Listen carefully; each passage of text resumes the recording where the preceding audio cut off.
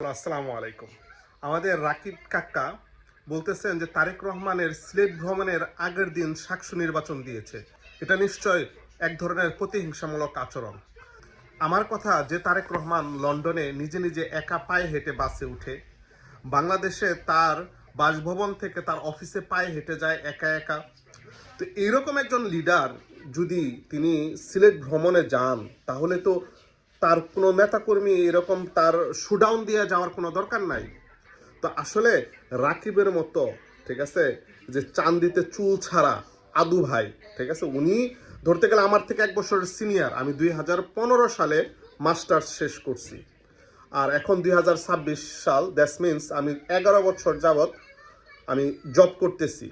তাহলে উনি 11 বছর এখন পর্যন্ত ওনার পড়াশোনা শেষ করতে পারে নাই।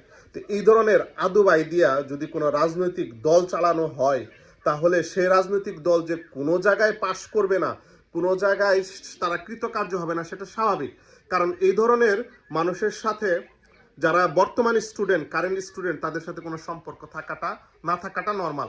কারণ আমার যে এইজ, আমার যে এখন বয়স, বা আমি যে সেক্টরে চলি, বা যে আমার যে ফ্রেন্ড সার্কেল, ঠিক আছে, তো আমি এখন চাইলেই একজন কলেজের স্টুডেন্টের সাথে আমি চলতে পারবো না, বা তাদের সাথে যে আমার মানসিক যে একটা মেলবন্ধন, সেটা কোনোভাবেই সম্ভব না।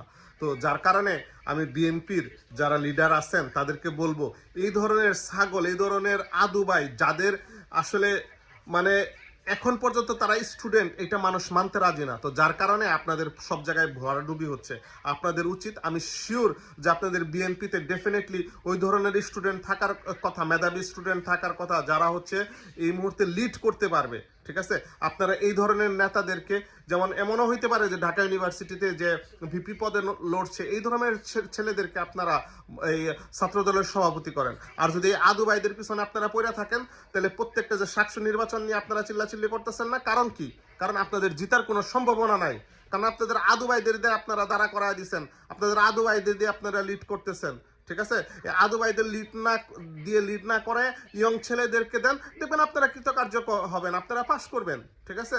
সো আপনারা এই নির্বাচন বানচাল করতে চাচ্ছেন না। এই নির্বাচন বানচাল করার মাধ্যমে আপনারা বারেবার প্রতিষ্ঠিত করার চেষ্টা করতেছেন, আপনারা জাতীয় নির্বাচনও চাচ্ছেন না।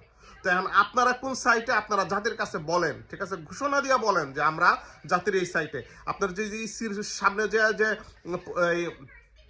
নির্বাচন পিছানোর জন্য একটা পায়তারা করতেছেন, ঠিক আছে, নির্বাচন পিছাবে না। নির্বাচন যে জায়গার ওই জায়গায় থাকবে, ঠিক আছে।